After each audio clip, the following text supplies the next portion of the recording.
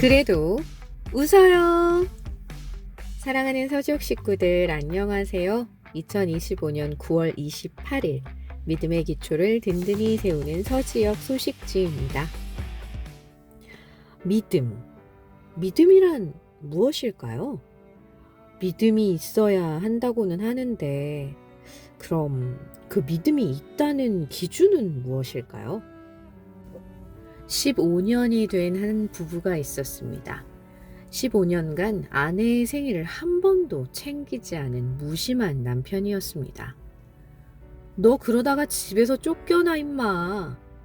친구의 진심 어린 협박성 조언에 정신을 차린 남편은 15년 만에 처음으로 아내의 깜짝 생일 파티를 준비합니다.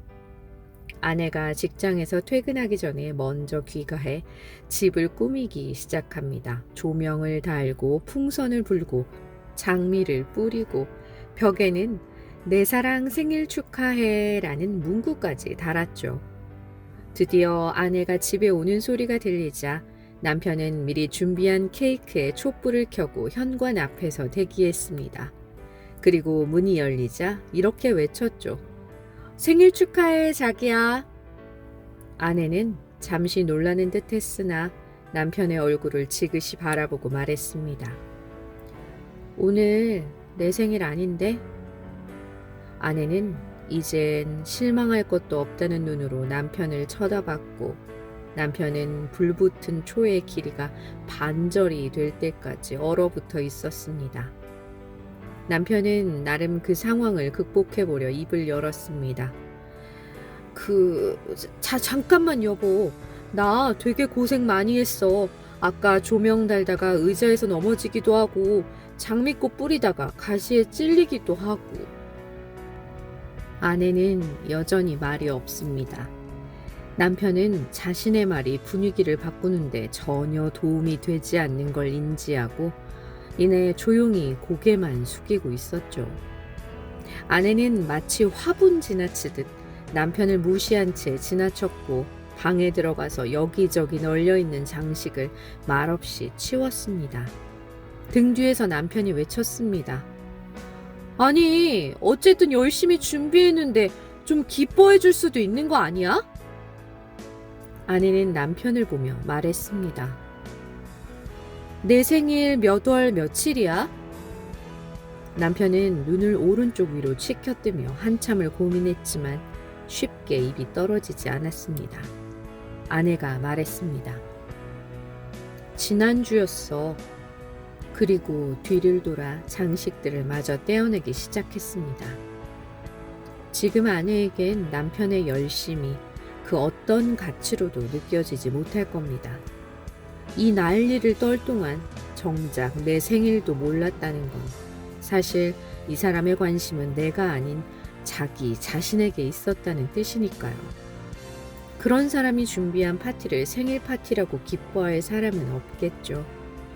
방을 가득 채운 화려한 장식은 그 크기만큼 아내에겐 조롱으로 다가왔을 겁니다. 이처럼 우리는 믿음의 기준을 우리 자신에게 둘 때가 많습니다. 하나님을 믿냐고요? 당연하죠. 저는 하나님을 굳게 믿고 있어요. 저는 예배할 때마다 생생한 은혜를 느껴요. 믿고 있죠. 50년 넘게 새벽 기도 한 번 빠지지 않았수다. 당연히 믿고 있지. 오병이어 때 모인 사람들도 아마 똑같이 생각했을 겁니다. 예수님이 좋아서 종일 설교를 듣고 그 먼 길을 함께 쫓아오면서 자신이 예수님을 믿지 않는다고 생각하는 사람은 단언컨대 한 명도 없었을 거예요. 그러나 그들에게 예수님은 말씀하셨습니다. 예수께서 대답하여 이르시되 하나님께서 보내신 이를 믿는 것이 하나님의 일이니라 하시니. 요한복음 6장 29절 말씀.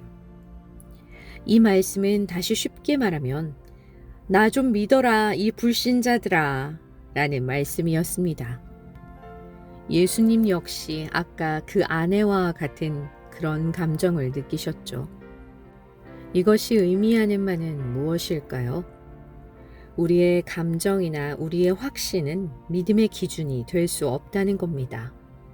내가 나 자신의 믿음에 대해서 어떤 확신이 있든, 내가 신앙생활하면서 어떤 기쁨을 느끼든, 나의 믿음이 예수님이 생각하시는 믿음의 기준에 부합하지 않는다면 나는 불신자로 분류될 수 있다는 겁니다. 아니 주님, 어쨌든 이 사람이 열심히 주님을 따라왔잖아요. 이 믿음 좀 인정해 주시면 안 됩니까?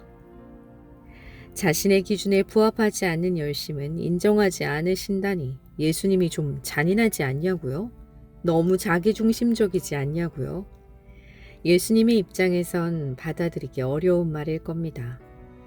생일 파티의 전제 조건이 주인공의 생일을 아는 것이라면 믿음의 전제 조건은 그분을 올바로 아는 일일 겁니다. 그리고 그 기준은 어디까지나 우리가 아닌 예수님에게 있을 겁니다. 그렇다면 우리는 어떤 올바른 믿음을 가져야 하는 걸까요? 우선 우리의 믿음이 주님이 말씀하신 기준 위에 서 있기를 기도하고, 또 하나님 없이 내 기분과 열정으로만 예배에 참여하는 게 아니라 예배의 모든 순간에도 늘 하나님을 의식하며 경배하는 그런 예배자가 되는 것. 열심히 신앙생활을 한다면서 내 열심에 취해 있지 않도록 진짜 믿음을 분별하고 그 믿음 안에 살기를 늘 기도하는 그런 우리가 되어가면 되지 않을까요? 이번 주 성경 암송 구절입니다. 그러므로 깨어있으라. 어느 날에 저희 주가 임할는지 너희가 알지 못함이라. 마태복음 24장 42절 말씀. 아멘. 이번 주 소식지는 지난 9월 20일 토요일에 있었던 웨스트브리지 정기 모임 예배에 처음 참석한 성인이 센터의 박지원 성도님의 글이 실렸습니다. 우리 함께 기도했던 아기 세하 기억하시죠? 바로 세하의 엄마인데요. 어떤 은혜를 나누어 주셨는지 한번 볼까요? 안녕하세요. 저희는 청년부에서 만나 2025년 1월에 결혼해 장년부로 올라오게 된 임준철, 박지원이라고 합니다. 저희 부부는 장년부로 편성된 지 꽤 오래되었는데 이번 웨스트브리지 예배 참여로 처음으로 우리 서지역에 계신 다른 분들과 인사하게 되었습니다. 이번 모임 때 어색했던 저희에게 먼저 다가와 주시고 인사해 주셔서 감사했습니다. 덕분에 은혜와 따뜻함이 넘치는 예배를 드릴 수 있었고 저희 가정을 위해 기도해 주셔서 감사하다는 말씀을 직접 드릴 수 있어 행복했습니다. 먼저 아내이자 엄마의 이름을 갖게 된 저는 남편과 다르게 모태신앙이지만 신앙생활을 가장 싫어했던 사람 중 한 명이었습니다. 부모님께 잘 보이기 위해 성탄절, 새해 예배 외에는 거의 교회 생활을 하지 않았던 제가 남편을 만나면서 달라지기 시작했습니다.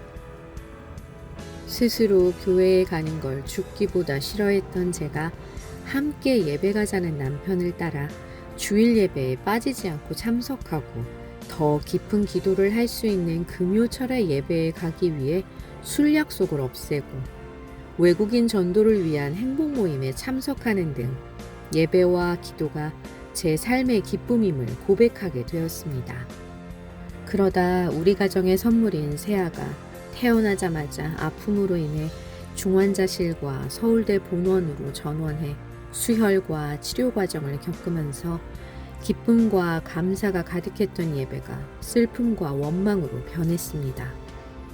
그때 원세현 목사님께서 세아를 위해 기도해 주시고 동시에 우리 서지역에서 우리 가정을 위해 얼마나 많은 분들이 기도를 하고 계신지 알게 되었습니다. 세아가 누군지 얼굴도 모르는 상황에서 같은 부모의 마음으로 함께 기도해 주신 덕분에 슬픔을 벗어나 가정에 집중하고 가정을 위해 기도하는 진짜 부부이자 부모가 되는 시간을 가질 수 있었습니다. 많은 부모님의 간절한 기도 덕분에 세아는 잘 회복해 현재는 추적 관찰만 하고 있고 미숙아로 하위 1%에 속하는 성장 수치에서 정상 아들과 동일한 성장 수치로 잘 성장하고 있습니다. 이렇게 기도해 주신 감사를 직접 전해드리려고 웨스트브리지에 참여했는데 인사드리기도 전에 저희가 누군지 알아보시고 따뜻하게 챙겨주셔서 너무 즐겁고 행복했습니다.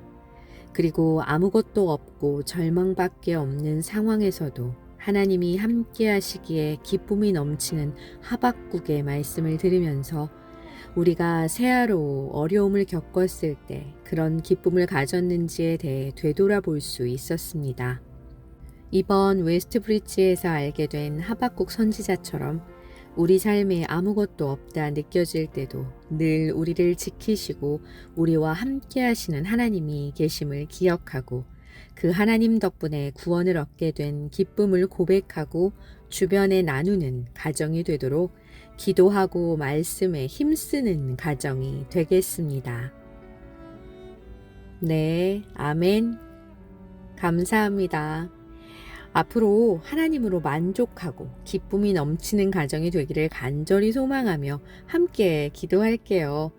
더불어 웨스트브리지에서도 자주 얼굴 볼 수 있기를 기대합니다. 다음은 샘토 소식인데요. 지난 9월 안수집사 원예회 모임 시 나의 신앙 간증을 주제로 나눔의 시간이 있었는데 그때 김창경 샘터의 정만진 집사님께서 간증을 나누어 주셨다고 합니다.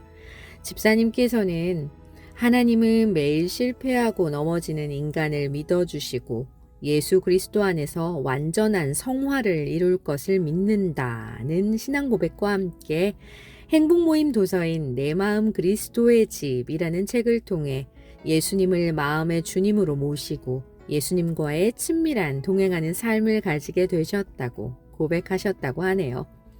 어디를 가든지 주님과 함께하는 삶을 누리고 또 그 기쁨을 주변에 전하는 우리 서지역 식구들의 모습 너무 좋네요. 저도 좋은데 우리 하나님은 얼마나 흐뭇하고 좋으실까요? 아무쪼록 정만진 집사님 앞으로도 계속 그 행복한 삶을 살아가시기를 간절히 소망합니다. 그리고 지난 9월 20일 오후 5시 고등부실에서 있었던 웨스트브리지 정기 모임의 사진들이 실렸습니다. 이날 새신자분도 오시고 또 웨스트브리지 모임에 처음 참석하시는 분들이 여러 분 오셔서 너무나 반갑고 즐거운 시간이었습니다. 직장 때문에 멀리 미국에서 지내고 있는 한별 자매와 15개월 된 아들 로이도 참석했고요.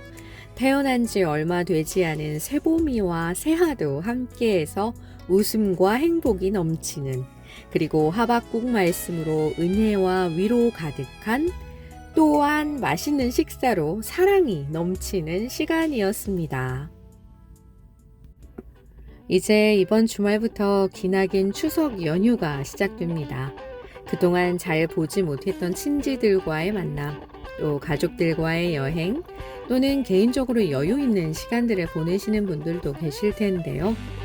특히 사람들과의 만남, 오랜만에 만남에서 가장 중요한 게 말, 언어이지 않을까 싶습니다.